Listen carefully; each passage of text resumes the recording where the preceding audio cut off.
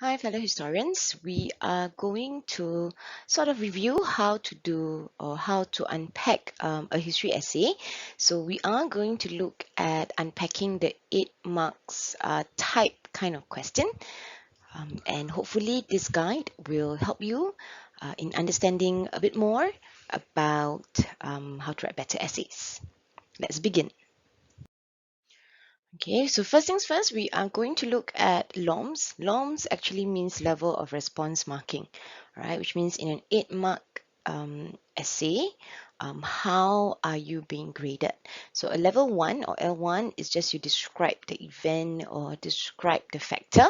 A level 2 sorts of identifies or describe the factor.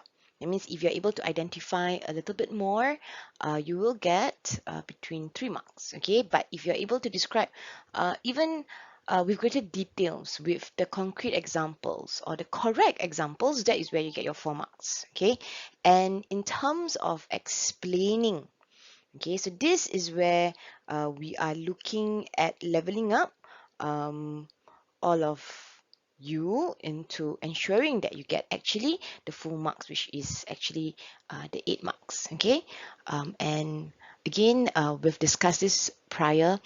What is the difference between a describe and an explain? Now, the difference between a describe and explain, for description, it would be to just identify the factors. It would be to give a bit more examples, as many examples as you can possibly remember about the topic. Okay, whereas an explanation would require to use the examples and answer the question. So specifically, it is about answering the question using the examples that you have already identified. Okay, always go back to the question. I think that is key. So we are going to look at this particular question. It is an 8 mark question. It is on the Treaty of Versailles. So the question is explain why the Germans hated the Treaty of Versailles. So pay attention to the given factor, which is Treaty of Versailles. Okay, pay attention to the word hate. So there must be reasons why German hated the Treaty of Versailles.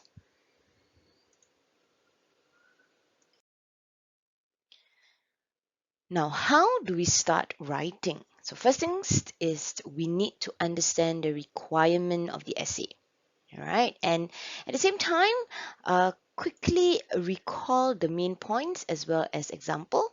So going back to the question, unpack what is the meaning of hate, unpack the terms of the Treaty of Versailles. Okay, because you cannot write this particular essay without understanding and without remembering the terms of the Treaty of Versailles, which made Germans hate it.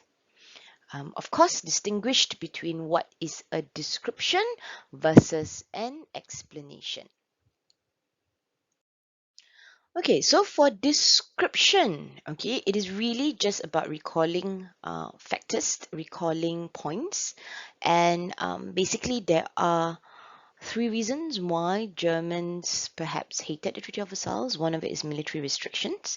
And you can see a good example will require a bit more narrative, a bit more specific details. So for example, if you talk about the military restrictions, you talk specifically about demilitarization, you talk about how German forces had to reduce their military.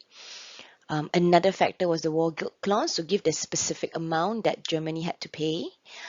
Another factor with another terms of the Treaty of Versailles was definitely the loss of German territories and the different land or territories that Germany had to give up. Okay, so be specific about this. So you can see from the LOMS award 4 marks for a detailed description. So just by identifying and describing specific examples, you would have already obtained 4 marks. So a good example would require students to give specific examples, and that is how you would score the 4 marks. So now it is the explanation of factors. So you can see that we award 5 to 6 marks for one explained factor. So that means if military restriction was a factor that you would have written in the question to answer the question, all right, that would be one factor. It would be a 6 out of 8 if you are able to, of course, explain. So same thing, the military restrictions, right? Okay, those that is highlighted in yellow and underlined is actually the explanation. So it depends specifically on how well you are explaining this particular factor. So let's take a look. So military restrictions made the Germans hated the Treaty of Versailles because one could not defend themselves against external attack. And the very fact that if you are unable to actually defend yourself, it is a blow to their national pride because one, it is a source of humiliation. So because of that, the Germans hated the Treaty of Versailles. So an explanation will require a student to make the link with military restrictions that they face because they sort of lost World War One and explain why Germans hated Treaty of Versailles. Same thing for war guilt clause, okay, because of the amount of money that they had to pay the allies. Okay, so they hated it because it was unfair, because they was sort of blamed entirely. All right, and many Germans felt that it was such a huge amount and it was grossly injustice, and because of that, they felt humiliated. So you can see that the entire reason why they hated specifically the Treaty of Versailles is really because of the humiliation that it brought about. So again, an explanation requires students to make the link, war guilt clause, and explain why Germans hated the Treaty of Versailles. Now, the last factor for this particular question would be the loss of German territories. And as you can see, because of the lands that were resource rich, that they had to actually give up because the terms of the treaty forced them as such, it made Germany suffer. It was impossible to revive its economy, especially after World War One, and specifically because you just imagine that if you were to lose territories, you would also actually cut off links to families. All right, so that would cause greater resentment. So again, the link is loss of German territories. Explain why Germans hated Treaty of Versailles.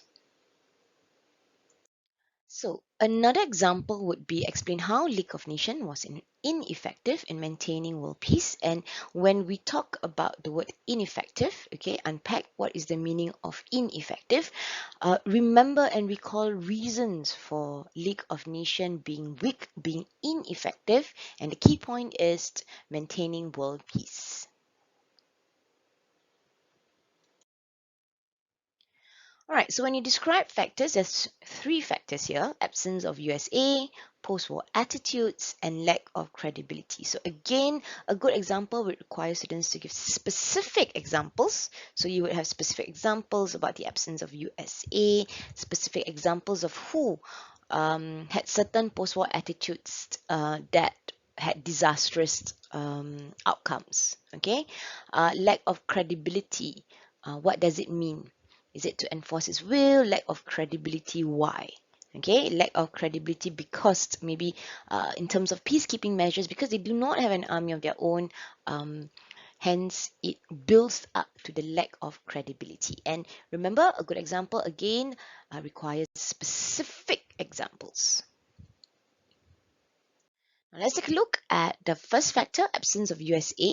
So explain, right? Remember, we want to hit at least a 6 marks, or it'll be good, of course, to hit the 7 to 8 marks. So an explanation would be because there was no USA, the league lacked the economic and military support. And when that happens, it is actually very hard to stop aggressive nations. And this is sort of like, okay, you don't have to write all this explanation, but at least I would want to see an attempt of making the connection.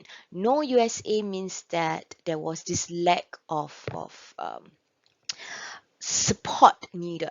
Okay, and because of that, aggressive nations would be unwilling to listen to the league's suggestion, and they were emboldened. Emboldened means they were brave enough to engage in violent attacks against weaker nations. So remember, the objective of the League of Nations was to stop um, fighting and to ensure that there is world peace. So because there was no USA, there is it led to the ineffectiveness of League of Nations. All right, so ensure that your explanation is clear. Now, another example, another factor is about the post-war attitudes, right? So we talk about since USA is not around, so maybe Britain and France can step up. But because the attitude of major powers, because I use major powers, right? They were also more concerned about their own interest, and because of that, they did nothing. And when you do nothing, it actually encourages aggressive nations to become bolder and more violent. And it means that League of Nations was ineffective in maintaining world peace. So I would say that an explanation, this link, it is sometimes sort of like a logic. It is sometimes an argument that you have to make. Okay, I have all these examples, but these examples would mean nothing if I don't make the link or if I don't make the connection. And lastly, lack of credibility. So for this particular factor, I would say that you need to sort of unpack a little bit about what is the meaning of credibility. Okay, so credibility is really about whether or not they were able to use their authority to ensure that there were peacekeeping measures. Okay, so one of it is definitely having an army. One of it will be having very strong membership. Okay, and because it did not have an army, it was actually ineffective to control the aggressive nations. No one would be listening to League of Nations suggestions because they already knew that League of Nations is really like a toothless or a clawless tiger, right? And because of that, again, so go back why it is ineffective in maintaining world peace, because it cannot or it could not stop aggressive nations. So one more time, please make sure that your link, for example, if you're going to use the factor of lack of credibility, explain why League of Nations was ineffective. Okay, so I hope you have understood how to actually sort of link from your examples. How do you answer the question? So you see, it is not really very hard, but what you need specifically is to think through what is the impact of this factor in relation to the question. All right, until next time, bye bye.